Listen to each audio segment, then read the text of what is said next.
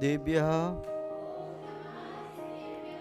जय बोलिए त्रिकालवर्ती त्रैलोक पूज्य विश्वाराध्य पंच परमेष्टि भगवान की, अनंतानंत सिद्ध परमेष्टि भगवान की, देवादिदेव विश्व प्रभु वर्तमान जन शासनदासी वर्धमान महावीर भगवान की, अंतिम अनुवद केवल श्री जम्बू स्वामी भगवान की, परम पूज्य आचार्य गुरुदेव श्री विद्यानंद जी महाराज की, विश्व कल्याणकारक अहिंसा प्रदान श्रीमद विश्व धर्म की।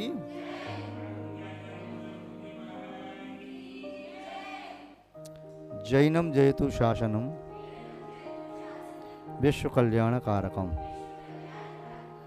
धर्म स्नेही सत श्रद्धालु यहाँ पर उपस्थित आप सभी भव्य वर पुंडरीक पुण्यात्मा महानुभाव, विगत समय उत्तम आकिंचन धर्म के संबंध में सुन रहे थे।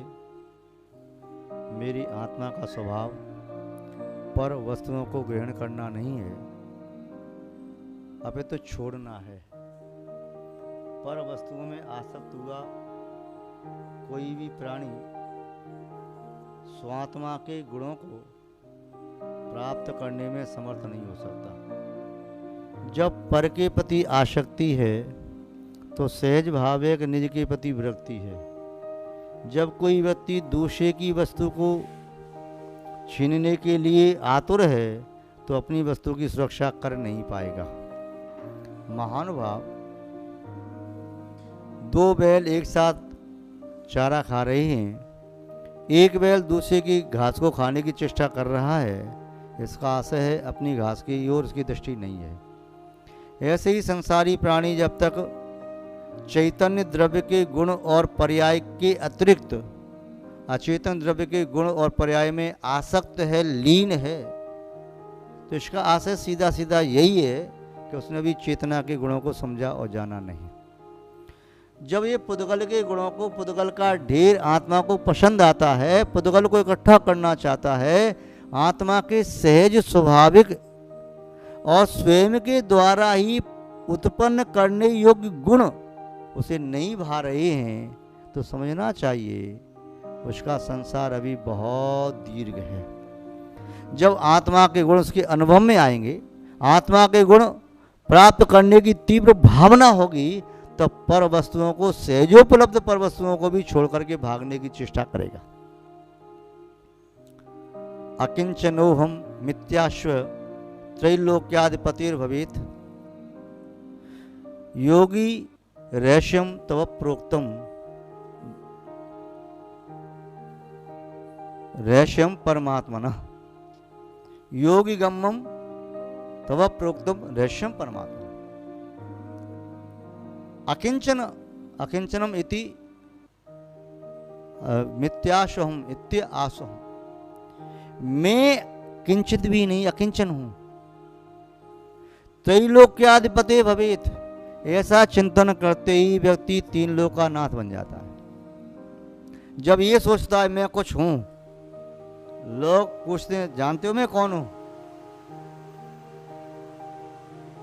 मैं भी कुछ हूं, मैं भी कुछ हूं, तो मुझे क्या समझते हो? ये शब्द ही निस्संदेह उसकी स्वयं से दूरी बढ़ा देता है। आज संसार के अधिकांश प्राणी सामने वाले से पूछते हैं जानता मैं कौन हूं?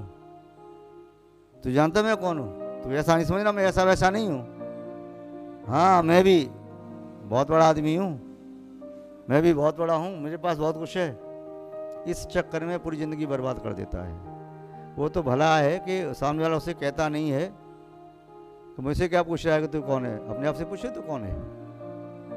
तू है और क्या है? मैं हूं।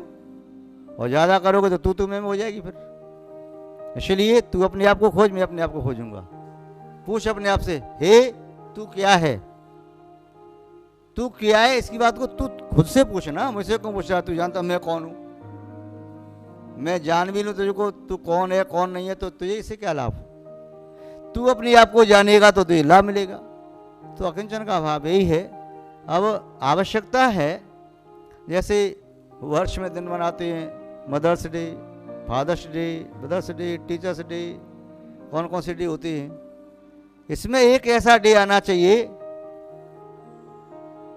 पोजेशन लेस डे, जिसमें मेरा कोई अधिकार नहीं, पोजेशन लेस। मैं किसी वस्तु पर अपना अधिकार नहीं मानता। पोजेशन डे नहीं, सप्ताह होना चाहिए, पोजेशन लेस वीक, जिसे दूसरी भाषा में आध्यात्मिक सप्ताह कह सकते हैं, जिसे मेडिटेशन वीक कह सकते हैं। वह होना चाहिए व्यक्ति के जीवन में। एक साल में निश्चित कर ले कि मैं किसी भी वस्तु को ये नहीं कहूँगा ये मेरी है। एक सप्ताह के लिए मैं कहूँगा नहीं ये मेरी है। अपने आप को मैं ये नहीं कहूँगा मैं हूँ। मैं अपने नाम को थर्ड पर्सन मान के कहूँगा। जैसे आपका जो कुछ भी नाम है, तो अपने आप से भी बात करो तो बस ये अपना नाम लेके कोई है, और नाम भी न लो तो अच्छी बात है, मनुष्यगति का जीव कहो। और भी आगे जाना चाहो तो मनुष्यगति मत कहो, एक जीव कहो, जीव आत्मा, बस चेतन आत्मा है। आज संसार की किसी पर्याय को प्राप्त है, आज ये पर्याय प्राप्त की, कल कोई दूसरी पर्याय, परसों कोई और पर्याय, उसके पहले कुछ और पर्याय थी। ऐसे अपने साथ व्यवहार करोगे तब निस्संदेह आकिंचन धर्म के फल स्वरूप उत्तम ब्रह्मचर्य को प्राप्त कर सकोगे। जब तक पोजेशन है, मालकियत है, तब तक पूर्ण ब्रह्मचर्य का पालन करना तो संभव है नहीं। वस्तु का संग्रह ही भोगने के लिए किया जाता है। जैसे श्रावक ने जमीकंद का त्याग कर दिया, उस श्रावक से कहो भैया ये आलू हैं, ये पोटली आलू की ले जाओ। बोले मैं क्या करूँगा? बोले ले जाओ तुम। मैं करूँगा क्या? मैं खाता नहीं, घर वालों कोई खाता नहीं, मैं बनाता नहीं, किसी को खिलाता नहीं। अरे ले जाओ, मैं फ्री में दे रहा हूँ। मैं नहीं लूँगा, क्योंकि जब उससे उसका भोग करना ही नहीं है तो ग्रहण क्यों करेगा? व्यक्ति जब भी कोई वस्तु का ग्रहण करता है तो उसको भोगने की आकांक्षा, अभिलाषा पीछे छुपी रहती है। चाहे धन है, चाहे वसन है, चाहे वर्तन है, चाहे वाहन है, वो किन्हीं का भी संग्रह करता है, वह सोचता है इसको बाद में भोगूंगा मैं। और क्या कहता है? सकल वस्तु संग्रह कीजिए, वक्त पड़े पर काम हर एक से लीजिए। संग्रह करते जाओ। और व्यक्ति, कई बड़े बड़े व्यक्तियों को देखा है, उनकी जेब में इतनी मोटी मोटी डायरी रखी है, छोटी छोटी, और कागज 20 साल पुराने सड़े सड़े से कागज रखे हैं। उनमें क्या लिखा है? कुछ नहीं, आलतू फालतू बातें लिख रखी हैं, किंतु उन कागजों को निकाल के फेंक नहीं सकते। यहाँ तक कि रास्ते में चलते हुए उन्हें सूतली मिल जाएगी, उठा करके घड़ी करके जेब में रख लेंगे। यदि उन्हें कोई एक कोरा कागज मिल गया तो उठाया, घड़ी की अपनी जेब में रख लिया, अपनी लगा ली डायरी में। उसे कुछ और मिल गया, ढक्कन मिल गया, उठा के जेब में रख लिया, ये काम आएगा। तो ऐसे व्यक्ति जो संग्रह करने में विश्वास रखते हैं, वे ग्रह के दोष से मुक्त नहीं हो सकते, और वे संग्रह करने वाले व्यक्ति अपने निज ग्रह को प्राप्त नहीं कर सकते। वे तो संग्रह करने वाले सांकल से बंधे हैं, उस ग्रह की सांकल से, ग्रहण करने की सांकल से बंधे हुए हैं, इसलिए वे मुक्त नहीं हो सकते। तो संग्रह की वृत्ति तो छोड़ना पड़ेगी। ब्रह्म स्वरूपी आत्मा को प्राप्त करना, उत्तम ब्रह्मचर्य को, धर्म को प्राप्त करना इतना सरल सहज नहीं है संसार में आसक्त व्यक्ति के लिए। और जो संसार के पर पदार्थों से सबसे विरक्त हो गया, उसके लिए कुछ कठिन नहीं है, बहुत सरल है, बहुत सरल है। महानुभाव, आकिंचन्य धर्म को प्राप्त करने के उपरांत ही उत्तम ब्रह्मचर्य धर्म को प्राप्त किया जा सकता है। क्रम क्रम से सोपान है, एक एक सोपान चढ़ते चले जाओ तो वहां तक पहुंच जाओगे। बीच में यदि छोड़ने की चेष्टा की तो अतीत के और अनागत के सभी सोपान तुम्हें छोड़ देंगे, और पैर फिसलते ही तुम धड़ाम से नीचे गिर पड़ोगे। पहले तो एक एक करके सोपान तुम चढ़ते चले गए, वे सोपान आपको आगे बढ़ाते चले गए, और आपने सोचा छलांग लगा करके एक सोपान छोड़ के मैं वहां पहुंच जाऊंगा। तो इस सोपान को छोड़ दिया, दूसरा सोपान ने आपको पकड़ा नहीं, दोनों से गए, नीचे गिर पड़ोगे मिथ्यात्व के रूप में, पाप के गर्त में। इंद्रिय विषयों की उस बहुत बड़े हृदय में वह पंख है, कीचड़ है, गंदगी है, फिर उससे निकलना बड़ा मुश्किल है। ऐसे तो पानी भरा हो निर्मल तो व्यक्ति गिर जाए तो तैर करके फिर किनारे तक पहुंच जाए, फिर वह चढ़ना प्रारंभ करे, फिर गिर जाए तो फिर निकल करके बाहर आ जाएगा। किंतु दलदल में फंसा हुआ व्यक्ति वह निकलना मुश्किल है। यदि व्यक्ति सावधानी से दलदल में धीमे धीरे भी चलता है, धीरे धीरे भी चलता है, तब भी पैर फंस जाता है। और ऊपर से यदि गिरेगा दलदल में, कीचड़ में, तो वो तो बहुत गहरा फंस जाएगा, फिर तो निकलना बड़ा मुश्किल है। चाहे किसी बहुत बड़े योद्धाओं के दल से मुकाबला करे तो बच सकता है, किंतु इस पंख के दलदल में फंस गया तो बचना बड़ा मुश्किल होता है। मकड़ी अपने जाल में से सुरक्षित निकल सकती है, किंतु मोह की दलदल में, मिथ्यात्व की दलदल में, पंचेंद्रिय विषयों की दलदल में फंस करके निकलने वाला व्यक्ति कोई विरला ही हो सकता है। महानुभाव, ब्रह्मचर्य का पालन वही कर पाता है जो उस दलदल में से निकल करके बाहर आ गया, जिसे संसार के विषय भोग कीचड़ की तरह से, गंदगी की तरह से प्रतिभाषित होने लगे। जब तक संसार की कीचड़ अच्छी लग रही है, संसार की गंदगी अच्छी लग रही है, तब तक ब्रह्मचर्य व्रत की साधना नहीं की जा सकती। वाय अवस्था में व्रतों आदि का आरोपण किया जा सकता है, किंतु ब्रह्म स्वरूपी आत्मा को प्राप्त नहीं किया जा सकता। ब्रह्मचर्य की साधना शरीर से नहीं, आत्मा से होती है। कोई ये ना सोच ले कि यावत जीवन कुंवारा रहने वाला व्यक्ति ब्रह्मचर्य की साधना कर रहा होगा। कोई ये ना सोच ले यावत जीवन जिसने स्त्री मात्र का स्पर्श नहीं किया वह ब्रह्मचर्य धर्म को प्राप्त कर ले। कोई ये ना सोच ले यावत जीवन जिसने स्त्री जाति का मुखावलोकन नहीं किया तो उसे ब्रह्मचर्य वाला कह दें। नवग्रीवक से लेकर के पंचनोत्तर विमान तक के सभी हेमिंद्र स्त्री मात्र से दूर रहते, स्त्री मात्र का मुखावलोकन करने का भी अवसर नहीं, उनके बारे में चिंतन का भी कुछ नहीं। किंतु इसका आस ऐसा नहीं कि ब्रह्मचर्य की साधना करने वालों का है। लोकांत देव 8 सागर की लेवा आयु होती है, क्वचित कदाचित 9 सागर की भी की होती है, किंतु उन्हें बाल ब्रह्मचारी नहीं कह सकते। ये कहते हैं कई बार लोग के बारे में, किंतु नहीं, वे स्त्री विषयक उन पदार्थों से दूर हैं, किंतु संकल्प पूर्वक स्त्री जाति का परित्याग नहीं किया। वहां है नहीं देव, सुर कन्या नहीं है, देवांगना उनकी नहीं है, देवियां नहीं है।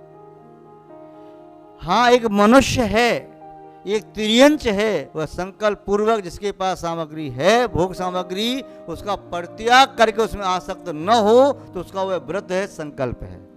सुबह से शाम तक भूखा रहने वाला व्यक्ति उपवासी नहीं कहलाता। जिसके सामने भोजन सामने रखी हो फिर भी त्याग कर दे, उसका उपवास होता है। महानुभाव, यहाँ ब्रह्मचर्य व्रत का आशय यही है कि परिणामों में अंतर आ गया। क्या अंतर आ गया? पहले जीवन साथी के प्रति आसक्ति थी, पहले किसी को भी देख करके मन खराब होता था, पहले परिणाम खराब होते थे, वचनों से अपशब्द भी निकलते थे और शरीर से कुछ चेष्टाएं भी होती थी। किंतु ब्रह्मचर्य का भाव मन में आते ही शरीर की कुछ चेष्टाएं बंद हो गईं, श्रीमुख से निकलने वाले शब्दों में बहुत अंतर आ गया, आगमानुसार वचन बोलने लगे, हितमित प्रिय बोलने लगे, सत्य बोलने लगे, स्वपर के लिए कल्याणकारक शब्द बोलने लगे। मन के विचारों में बहुत अंतर आ गया। जिस नारी को, स्त्री को आप जीवन साथी समझते थे, अर्धांगिनी समझते थे, उसके साथ व्यवहार रागमय करते थे। ब्रह्मचर्य व्रत का भाव आते ही फिर मन में भाव ही आता है, माता बहन सुता पहचानो। बस भाव बदल गया।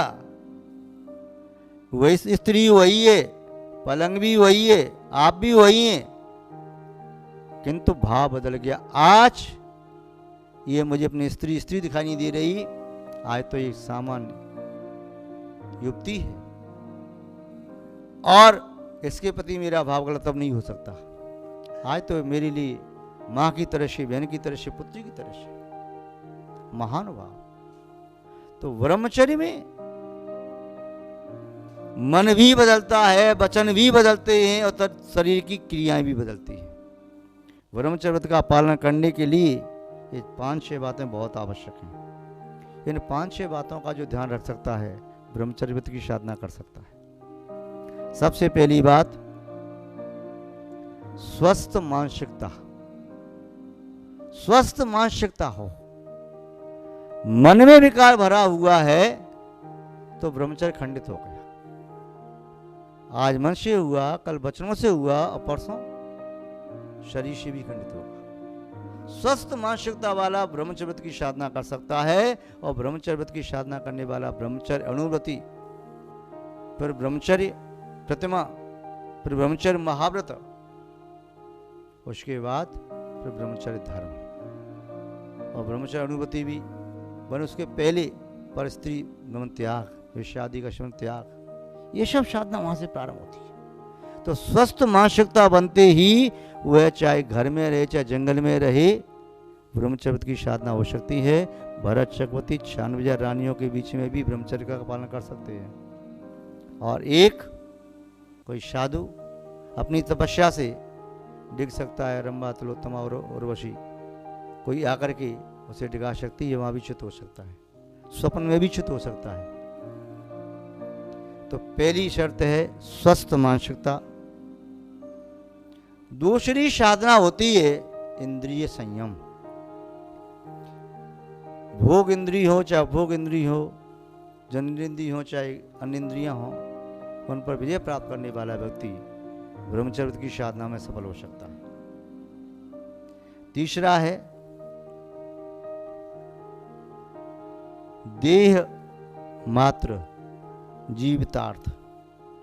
वह शरीर के लिए जो भी दे, जीवितार्थ, जीवित रहने के लिए भोजन दे, धातु पुष्ट करने के लिए, शरीर पुष्ट करने के लिए नहीं, तो वह साधना कर सकता है। आगे है उसके पास कल्याणकारी मित्र हो तो वह साधना कर सकता है।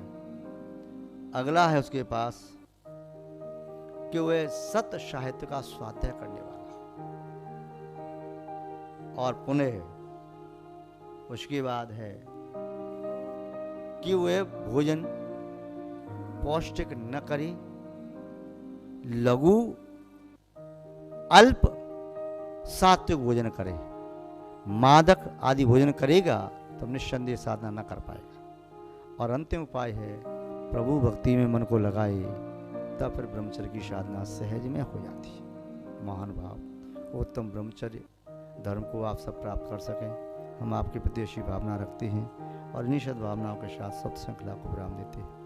जय बोले श्री शांतनाथ भगवान की, पूज्य आचार्य गुरुदेव श्री विद्यानंद महाराज की, अहिंसा में विश्व धर्म की।